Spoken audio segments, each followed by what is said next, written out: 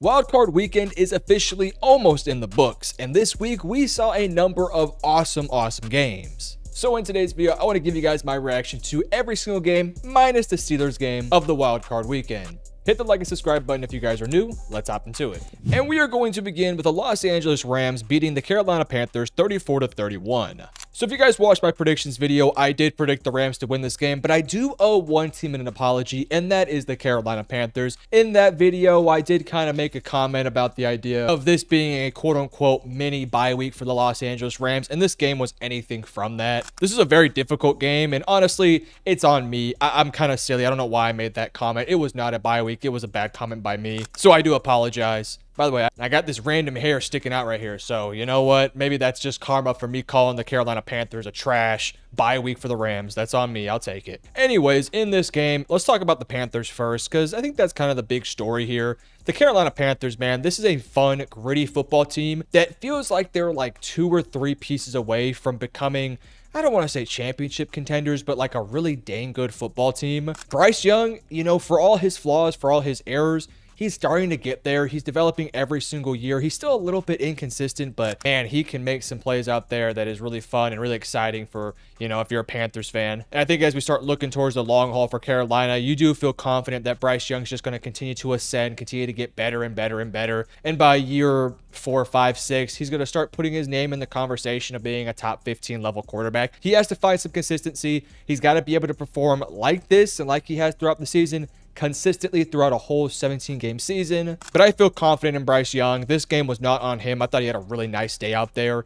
Really, the unfortunate part for Carolina was the fact that they were just not able to stay that balanced on the offensive side of things. Chuba Hubbard, you know, I'll give him his credit, 13-46 for 2 touchdowns, but there was really no explosive ground game out there today. The longest run by a running back was 8 yards. By the way, Rico Dowell kind of just got put on the back burner late in the season, and he got put on the back burner in this one. Don't really understand why, because Rico has been really good for the team for the most part of the year, but they didn't really run him that much in this one, so it was more on Chuba Hubbard, and they just didn't really have the balance that I talked about with the predictions video. So they didn't have that balance. They stuck it out with Bryce Young. I thought Bryce made several plays. Shout out Jalen Coker. Shout out Tetero McMillan. That's your wide receiver 1 and 2 of the future. I think you need a different body type out there. Mekhi Lemon, fingers crossed. Hopefully you're a Carolina Panther. It's a very exciting time for Panthers fans. You're not a finished product, but you're definitely trending in the right direction. Get yourself a pass rusher, some linebacking help, maybe a wide receiver 3, a different body type, a different style of receiver. And if Rico does leave, then we'll figure out who the RB2 is. Maybe it's Jonathan Brooks. Please stay healthy, Texas fan, please.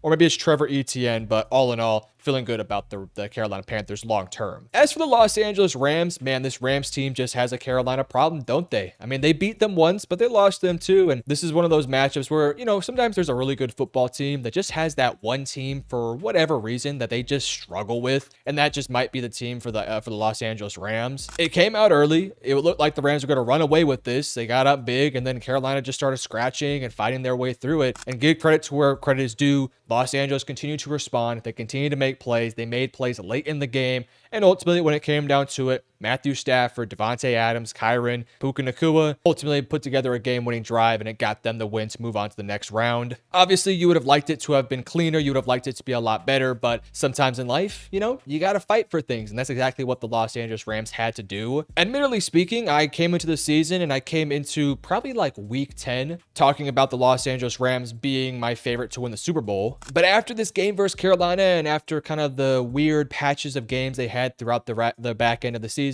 I'm not sure if I'd call them my favorite as of today. I don't know who I would call my favorite. Maybe it's Seattle. Maybe it's the Broncos. I don't know. It's really tight right now, but Los Angeles definitely has a seat at the table. They have some fun matchups ahead for them, so we'll see ultimately how it all plays out. So good win here for Los Angeles. Really impressive win here. You got your get back versus Carolina. Wish it would have been cleaner, but I still feel really good about their chances for the rest of the postseason. Next up, maybe the game of the week. The Packers lose to the Chicago Bears 31-27. So, Packers fans, man, I feel like this is one of those games where this could be a bit of a pivot point for this franchise. Obviously, we'll get to the Bears here in a second. Massive win for the Chicago Bears. I thought Caleb in the second half was fantastic.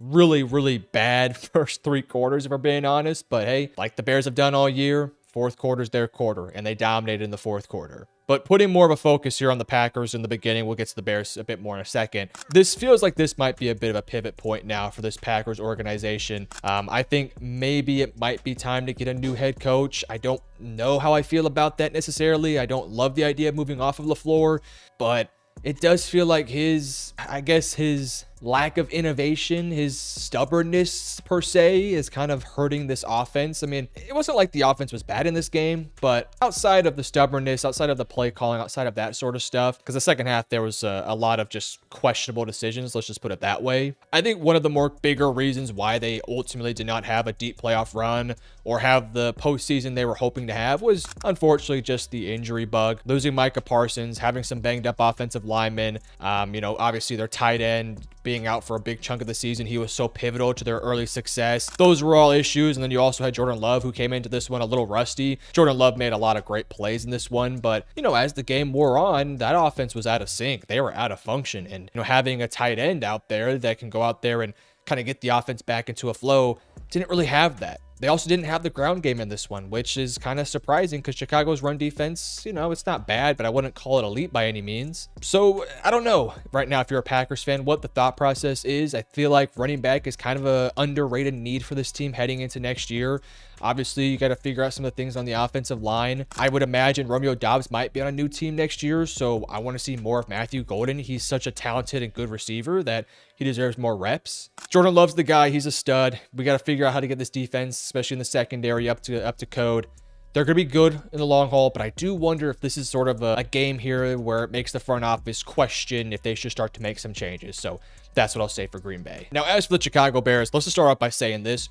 What an atmosphere in Chicago. I'm so happy for Chicago Bears fan. I'm not a Bears fan, or I'm not even really a fan of any of the teams in the NFC North per se, but I was very happy to see those Chicago fans who have been through absolute hell the past couple years get to experience a playoff win. The environment was awesome. I loved the interaction between the two head coaches after the game. I just thought it was really fun. I mean, this is a divisional matchup, a divisional rival, a rival that's had so much success and has beaten you up, frankly, the past couple, I shouldn't say couple, the last decade plus. And for Chicago to get this win over them, to go 2-1 on them over the season, shout out to you guys. I will say, I don't know if Chicago is going to win a championship this year. I don't even know if they're going to make it to the NFC Championship game. But I tell you what, if you allow this Chicago team to get into the fourth quarter within, 15, 16 points, Chicago's going to find a way to win that game. They've done it the entire season. That first half to them, whether they're up or down, just doesn't matter. As long as you can get into the fourth quarter with the puncher's chance, Chicago's going to keep fighting, and they're going to keep clawing their way over and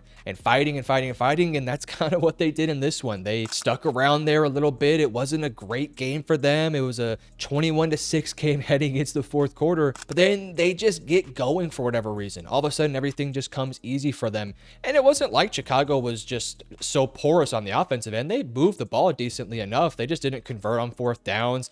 There were some interceptions on those fourth downs. There was some mistakes by Caleb, some drops here and there, one of them by Colston Loveland, who had a great game in this one. But they just kept fighting. They just kept making plays when it mattered most, and the defense really stepped up in the second half, made Jordan Love's life hell, stuffed the run, and the play calling by Green Bay down the stretch was, I don't want to say questionable, but it didn't work out for them by the end. So big win for Chicago. They move on. Green Bay, I feel like you're now in a bit of a flux. So we'll see how that plays out. Moving on, the Buffalo Bills defeat the Jacksonville Jaguars 27-24. I think this is the only game I did not predict correctly. I thought Jacksonville was going to win this game.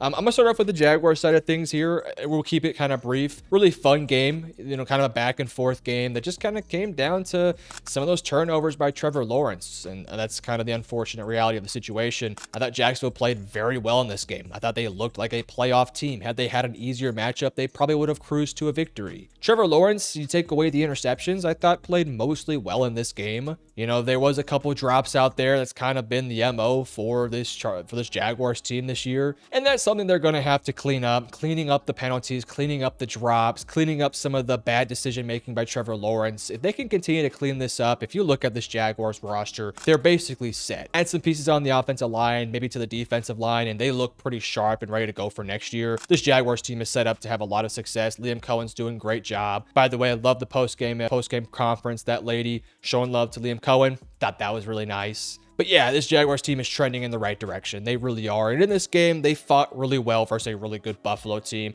I do believe that they could have and maybe even should have won this game, but they're a more inexperienced team compared to Buffalo that has so much experience of being in the playoffs and finding ways to win tough playoff games. Whereas this Jaguars team, their head coach, this is his first time being a head coach in a playoff game. This is Trevor's, third playoff game and first playoff game in like 3 years. Same for Travis Etienne. Some of those receivers haven't been to the playoffs. Some of those guys in the offense and defense haven't seen a ton of playoff reps. And I feel like that kind of showed its ugly face in this game. But when you look at next year, this team's just only going to be better from this. And let's just hope that Trevor Lawrence can, remain the course. He was so good in the back half of the season.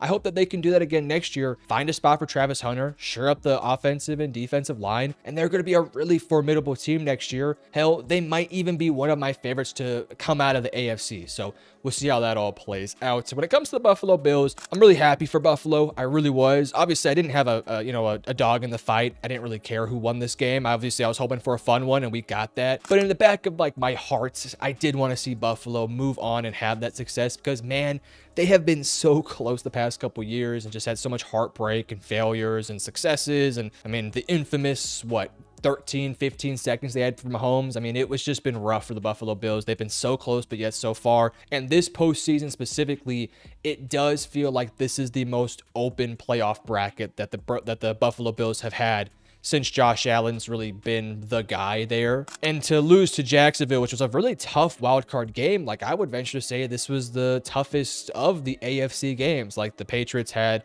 the Chargers, pretty winnable game for the Patriots. I know the Chargers are really good, but they have their flaws. We'll get to that game here in a second. But yeah, Patriots probably should have won that one. And Houston has the freaking Pittsburgh Steelers. So at Buffalo going against Jacksonville was a tough draw that they were dealt with, and they took care of business. Josh Allen, so good in the playoffs. He looked great in this one. They got James Cook going a tad bit in this one. He took some big time hits, by the way. Hopefully he's okay. Khalil Shakir was just clutch multiple times. Keon Coleman got involved. Gabe Davis got involved. They're going to have to continue to rely on this offense because this defense is not particularly great. But in this game, they made enough plays. They got the job done. They forced some turnovers, and that's all that matters. So big time win for the Buffalo Bills. If I'm a Jaguars fan, I'm feeling really confident heading into 2026 and beyond. So shout out to them. As for Buffalo, big time matchup next week versus the Denver Broncos. Really good defense versus really good offense, so super pumped for that game. Next up, the San Francisco 49ers defeat the Philadelphia Eagles 23-19. All right, yet again, we're going to start off with the loser of this game because, boy, Philadelphia has some questions they have to answer in this one. Now, the defense did a great job in this game, got some interceptions, slowed down the run game quite a bit. They did a decent job out there. Now, it wasn't all perfect. Quinion had kind of an up and down game. Obviously, he had the interceptions, but that first drive, he got beat play after play after play.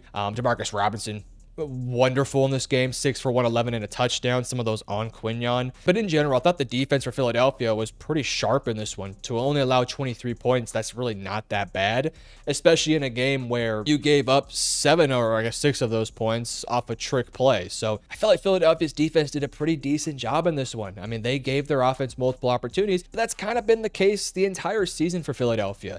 This offense just hasn't been good. They haven't been able to consistently rely on the run game, even though it got better as the year went on, and it wasn't bad in this one. It hasn't been the most consistent flow state thing, I guess you could say. But let's not act like the passing game has been that much better. The passing game has been terrible as well. Jalen Hurts in this one, let's just be honest, wasn't great. But I will give Jalen a pass here. There were some drop passes by A.J. Brown. Now, not easy catches necessarily, but catches that you would want a top paid wide receiver, a quote unquote top 5 receiver in the NFL to make those plays. Guys, this hair is absolutely bothering me. I've tried fixing it like 4 times. I'm sorry. I'm trying here. There, it's kind of gone. Anyways, when it comes down to it, A.J. Brown has to make those plays. It's back. It literally came back. Oh my gosh. I'm sorry. A.J. Brown has to make those plays. He's too good to not make those plays. He had too many drops in this one. Devontae Smith was good. Saquon was good. Dallas Goedert was great. I mean, they got to pay that guy. But yeah, I think that's kind of where my questions begin with this. It's so clear and obvious that Nick Sirianni and A.J. Brown just don't get along.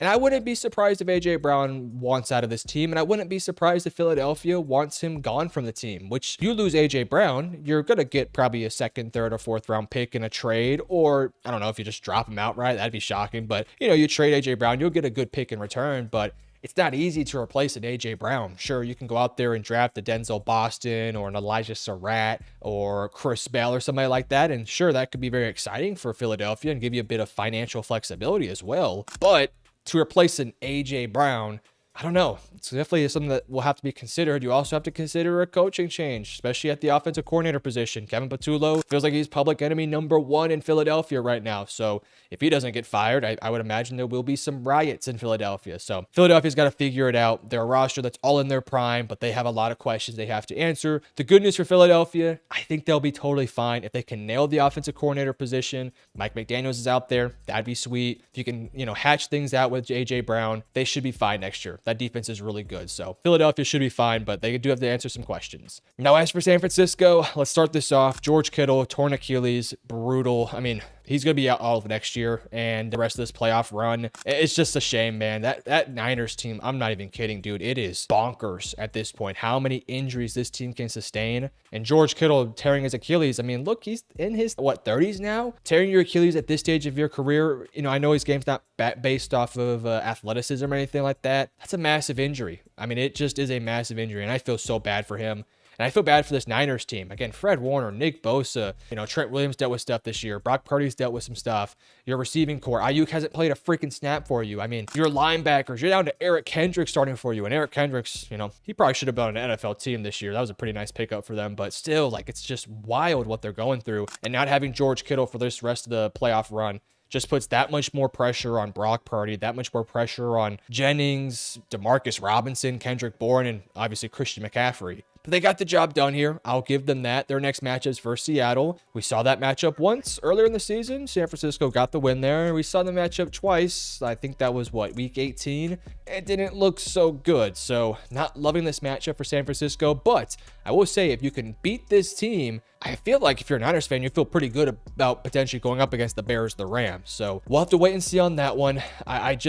I feel bad for San Francisco because it's kind of the question of what if? What if this team was 100%? Because I'll be honest with you, if that Niners team had Nick Bosa, Fred Warner, George Kittle, Ayuk actually wanting to play for that team, Ricky Pearsall, et cetera, I think they'd be the clear favorites out there. I think they would be so head and shoulders above everybody else. And I guess it would really come down to them or the Los Angeles Rams. Maybe the Chicago Bears can get in there. I don't know. But yeah, with all these injuries, though, it does make you a bit cautious about what this team can do long term. And that Achilles injury is going to hurt them next year too. So yeah, I feel bad for Niners fans, but on the positive side, they played great in this one. Take away the interceptions by Brock Purdy.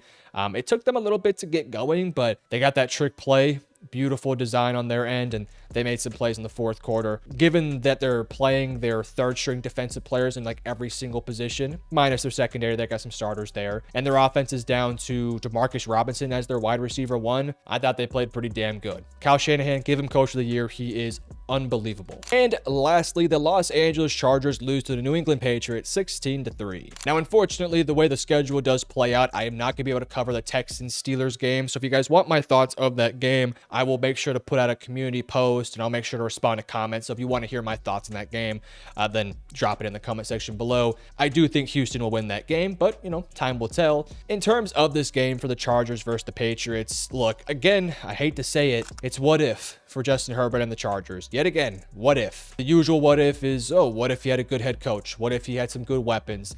This year, I think it's the most justified what if. Because what if this Chargers had a healthy offensive line? What if they had Rashawn Slater, Joe Alt, Amarian Hampton for the entire season, et cetera, et cetera. But with all these massive gaping holes in this offensive line, they stood no chance in a playoff run. Hell, the only reason why they won 11 games this year is because Justin Herbert has been Superman the entire season for the most part. Once Joe Alt was out, that offensive line was by far and away the worst offensive line in the entire NFL. Worse than the Titans, worse than the Browns, although it's generally kind of close, worse than all those terrible offensive lines. Yet the Chargers were winning because Justin Herbert was carrying them and just grinding things out, and the defense was making enough plays to make things interesting. And when it came down to it in this one, they did the same thing. They followed the same formula. They stuck in there. Herbert was making so many plays. I mean, his statistics aren't great, but he was sacked, he was killed, he was dying. I mean, he was in so much pain by the end of it. He finished the day 19 of 31 for 159.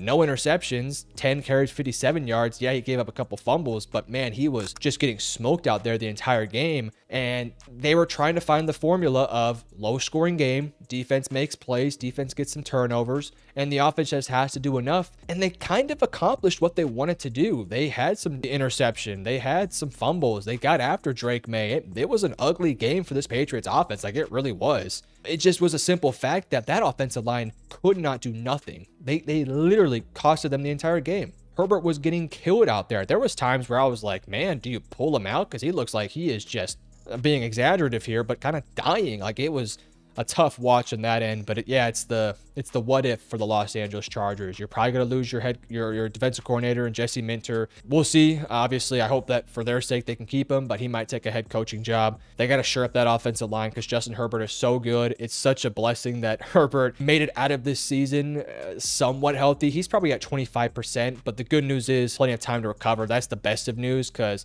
with the way he was taking some hits out there today and throughout the season, man, the durability on this guy got tested and he survived it somehow. But yeah, I mean, it's tough to evaluate this Chargers team outside of Justin Herbert, outside of this offensive line, because that offensive line is kind of the whole story of the Chargers season. So let's shout out to their defense. They made a lot of plays out there. They kept this game close. Their offense couldn't score. Their offense couldn't do nothing, even when they had decent field position. So unfortunate there. As for the Patriots, I felt like this was a game where a lot of their youth showed in this one. Like, there was a couple bad plays by Drake May, holding onto the ball a little bit longer than he probably should. I thought Drake still played great. I mean, he made a couple of really just nice throws. He ran the ball well enough, but he was sacked a lot of times, like a lot. He fumbled the ball a couple times too, and they weren't converting in the red zone like they usually do. It was just kind of one of those games for the Patriots where you can kind of see that this is a young football team, and young as in they're young in big positions, running back, quarterback, etc., right? So that youth kind of came back to bite them in the butt a little bit. But man, still, if you're a Patriots fan, you got to feel really optimistic about this team and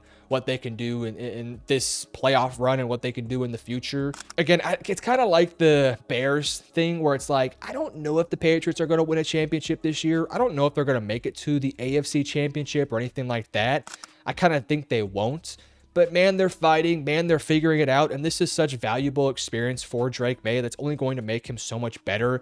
He's probably going to win the MVP or, be the runner up, and getting one playoff game in him, a win, and obviously a second one. We'll see how that one goes. It's got to be a good feeling for this team and their long-term future and what their outlook looks like. So yeah, man, awesome game here for the Patriots. They get the job done. I believe they have the winner of the Texans and the Steelers. Don't quote me on that, but I believe that's correct. I haven't seen the updated calendar. I probably should have checked that, but you guys can let me know in the comment section below. But yeah, good experience here for the Patriots, and all in all, a good win. So guys, that was the wild card weekend. Again, if you want to hear my thoughts on the Texans game, the Steelers game, drop it in the comments or check out my community tab. And also, I'm very sorry about this hair here. I got to get a haircut. It's on me. I should have got it cut like 4 days ago, but I keep telling my girlfriend, tomorrow I'll do it. I actually just need to get it done. My bad. Anyways, guys, have a good day. Love you guys. Peace out.